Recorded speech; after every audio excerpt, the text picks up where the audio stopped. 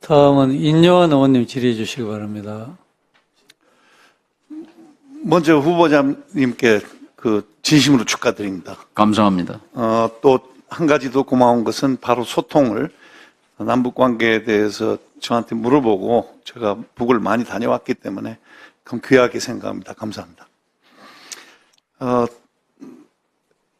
남북 관계가 굉장히 복잡하고 어려운데 참 어렵습니다. 저는 개인적으로 후보님에 대해서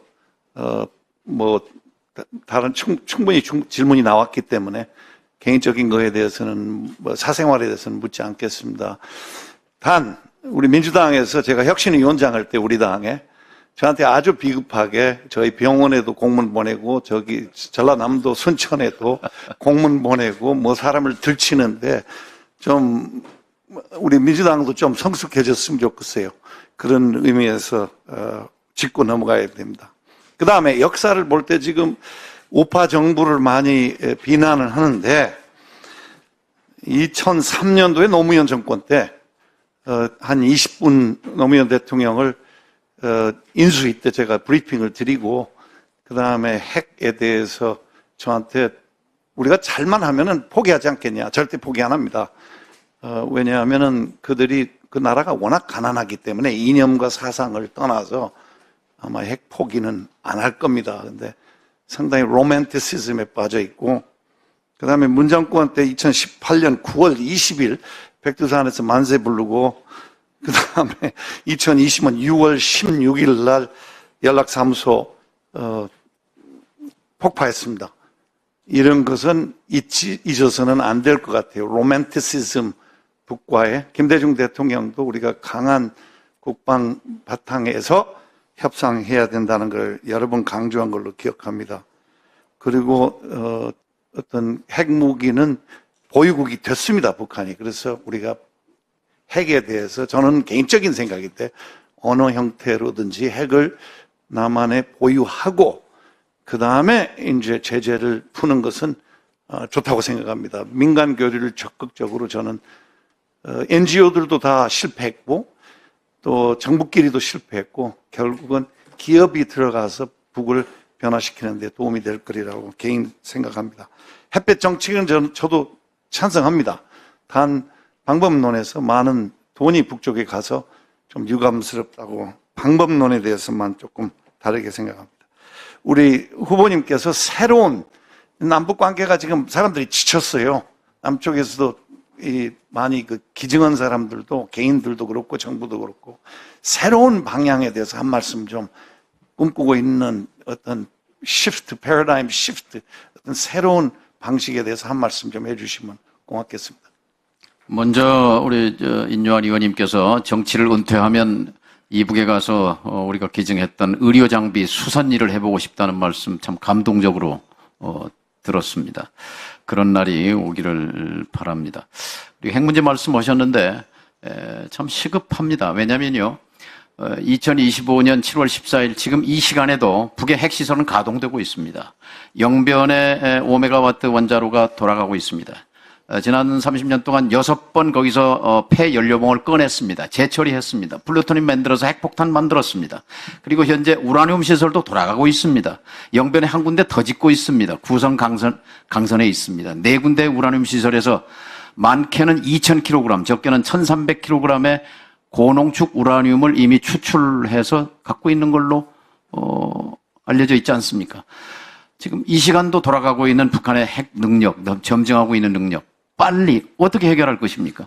빨리 대화를 통해서 다시 이것을 멈추도록 하는 일이 시급하다고 생각합니다. 패러다임 시프트 말씀하셨는데요.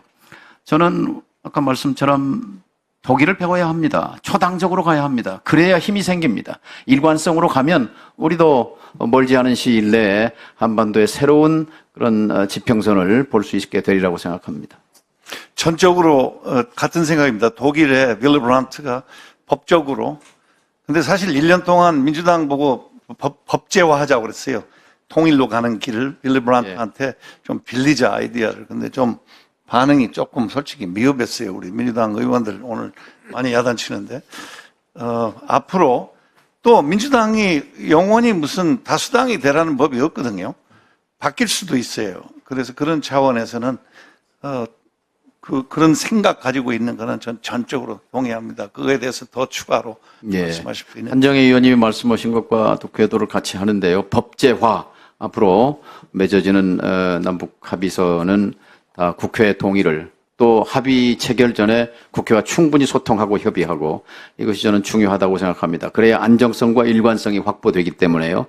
그리고 하나 정말로 우리가 할 수 있는 일, 아까 6대 합의서를 35년 지각했지만 지금이라도 국회가 비준 동의를 하는 것은 굉장히 의미 있다고 생각합니다.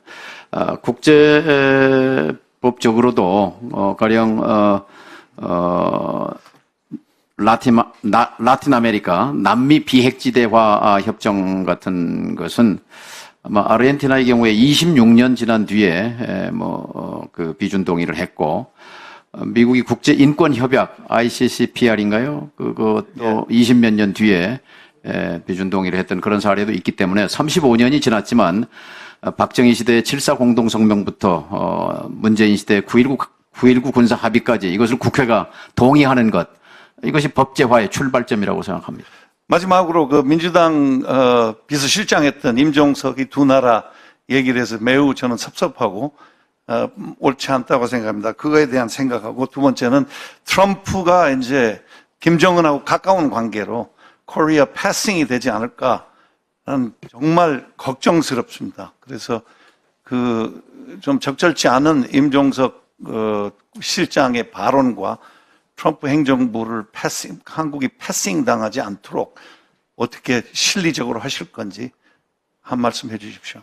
통일하지 말자. 그 발언이 굉장히 자극적이었고 그것은 저는 헌법 정신도 위반이고 적절하지 않다고 판단했습니다. 그러나 우리가 실용주의를 계속 강조합니다마는 실용적 접근이라는 것은 현실로서 원효 대사가 말씀했듯이 불일불이 하나가 아닙니다. 엄연히 두 국가로 살고 있습니다. 유엔에 가입했고 그리고 세계 164개국이 북한과 남한을 동시에 수교했습니다. 이게 현실입니다. 두 국가입니다. 근데 불이 둘이 아니다. 우리 헌법도 그렇고 언젠가는 1300년을 함께 살았는데 80년 떨어져 살았다고 해서 우리가 영구히 분단될 수는 없습니다. 통일은 또 가야 할 길입니다. 그래서 불일, 불이, 선연의 철학을 이어받아야 한다고 생각합니다. 예, 트럼프 대통령과 김정은 위원장이 저는 늦지 않게 만나기를 희망합니다. 그리고 우리 정부가 적극적으로 지원해야 한다고 생각하고요. 대한민국 정부의 패싱은 있을 수 없는 일입니다. 왜냐하면 우선 간단하게 미국보다는 북한을 더 잘 아는 사람이 우리 대한민국입니다. 우리의 도움 없이 북미 대화가 효율적으로 진행되기 어렵다고 생각합니다. 감사합니다.